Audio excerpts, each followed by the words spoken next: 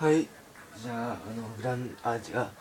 グランドセフトオート4のザ・バラッドゲートに、ザ・バラッドゲート2のテレビを見たいと思いますね。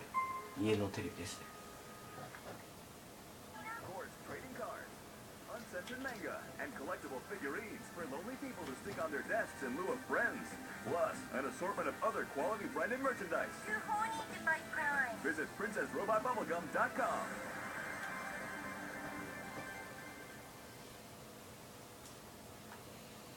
Rich guys make me so wet. Marry rich. It's all that matters.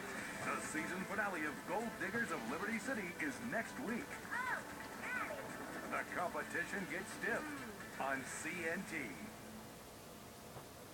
Tonight, in a time of unimaginable wealth and poverty, incredible drunkenness, and immigrants gone wild, the city of the future takes a look in the mirror of the past and says, "What the fuck are you looking at?" and then exposes itself in public. Yes, the remarkable story of Liberty City continues in A History of Liberty Part 2. Building big, ripping people off. Major support for this series is brought to you by the Bank of Liberty, who say, "Thanks for the bailout, America. We needed to make yacht payments and to keep our offshore accounts topped up." If you look at the faces that make up the palette of Liberty City today, literally millions of faces, of different hue and tone and hairiness, from all corners of the earth, seething with hate, raging with fear, boiling with anger at the high prices, corrupt police, and strippers with annoying Russian accents, then it can seem like not much has changed in Liberty City in 150 years. Still, they came in hordes to a place that hates you as soon as you arrive. And that attitude is what makes Liberty City the remarkably putrid yet insanely overpriced metropolis it is today. We continue our epic story of A History of Liberty. My great-great-grandfather, Seamus, left Ireland in 1825 and arrived by boat in Liberty City. He was stunned. He'd heard about this magical place with like gold coins and gay unicorns and a lot of rainbows and like policemen who didn't wear any trousers, but what he actually found was this sweatshop construction job. In those days things were very different, construction workers actually worked instead of drinking during lunch and setting up inflatable rats and sexually assaulting strangers. Nice tits! You're disgusting. By 1830, Liberty City was being flooded with Irish immigrants who were told that American girls were easy to get into bed when they heard a foreign accent. Yeah, it's true. The birds are easy. My family's lived in America for generations, and it's because of my pride and heritage and desperation for some kind of identity that I fake this accent all the time. Soon the trickle of Irish immigration became a flood. The Irish, who were so busy drinking and chasing rainbows and sleeping with midgets, forgot how to grow potatoes. A famine spread across the land. How do you mess up growing potatoes, for crying out loud? It's a tuber, for goodness sake. 1/8 of Ireland's population came to Liberty City in about, 15 minutes. Local businessmen loved it. Finally, they had found them a group of people they could pay less than they pay the blacks. It's about competition. A free market. Just like today, some people looked down on the Irish. Streets at night were full of ruffians. Riots broke out every evening. There were working-class riots against the upper class, anti-Irish riots, anti-black riots, anti-English riots, soccer riots, pacifist riots, girl-on-girl hot riots. Before the invention of television, most people had nothing more interesting to do of an evening than setting fire to their neighbors.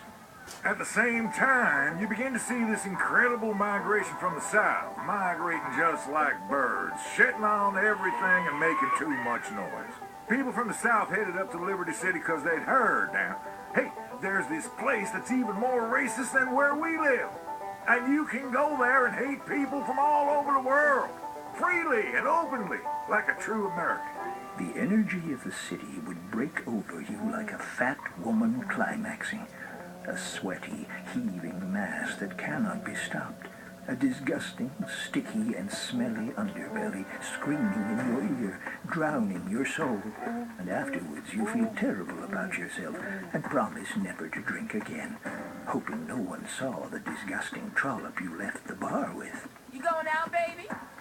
To satisfy the carnal desires of the population, the city's first newspapers appeared in the late 1830s.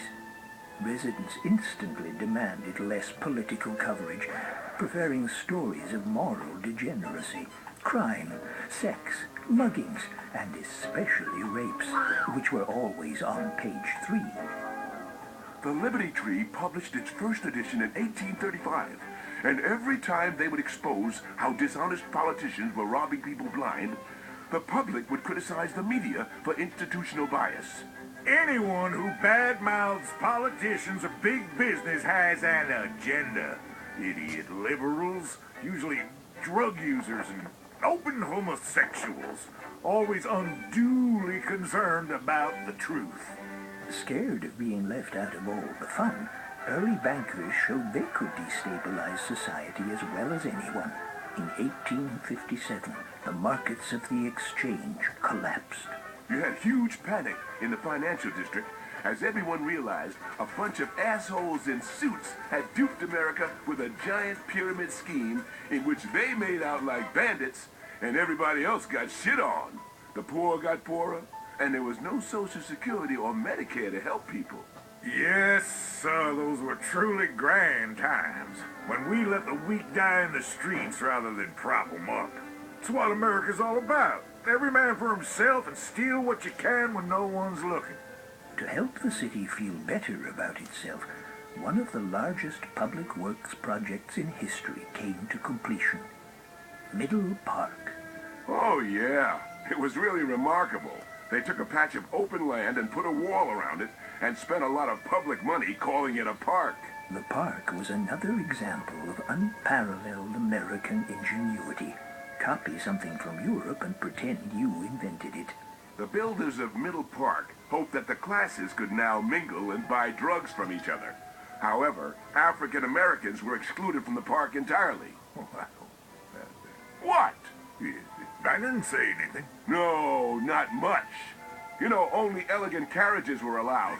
Working-class vehicles like lowriders and hybrids were barred entirely. The park had a list of rules a mile long.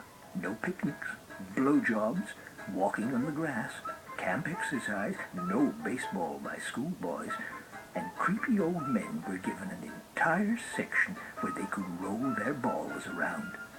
But Broker residents had a problem. Rowing to work across the Humboldt River was abysmal, and rowing home drunk resulted in many naval accidents. Plus, local manic depressives complained there was nothing tall enough to jump off and kill yourself. So construction began on the Broker Bridge. It was a boom for organized crime, who ensured that non-union workers were taken care of, and gave entrepreneurial residents of Liberty City a new place to dump bodies. At the same time, a dark cloud was growing over the fledgling nation. The rise of Liberty City was a menace to the Southern way of life, focusing on education, arts. Interacting with people of other races was such a threat to the incredible civilization of the South that some states began to consider seceding from the Union. These were true patriots. They loved America so much, they wanted to leave it. Some residents of Liberty City were Southern sympathizers during the Civil War. They liked the idea of drinking a 12-pack of crap beer each night, eating at breakfast buffets, and listening to rock bands that played 2-hour guitar solos. In 1863, the first draft was announced to bolster Northern troops. The citizens were enraged, drunk and angry, armed with iron bars, ninja swords, survival knives, and Chinese stars. The draft riots began. An emergency message was sent out via telegram. Then, the telegraph lines were cut. the wealthiest nation in the world was in anarchy. And not the good kind of anarchy where you cop a feel in the mosh pit at a punk rock concert. Mobs formed, and to show the South that they had nothing on being two-faced bigots, rioters in Liberty City went and burned down an orphanage full of black children. People misunderstand. Well, it's a culture of heritage, not hate. You can see that in our Civil War reenactments in the park. We reach out to the black community, but nobody is interested in learning about history by getting the tar whooped out of them and then set on fire and shot. Strange, really. When you think of it. Yeah, it's strange, all right, huh? Nobody wants to spend a Saturday in the park getting lynched by dorks wearing tunics. Soon, horrible liberal musicians made protest songs asking America, Civil War, what is it good for?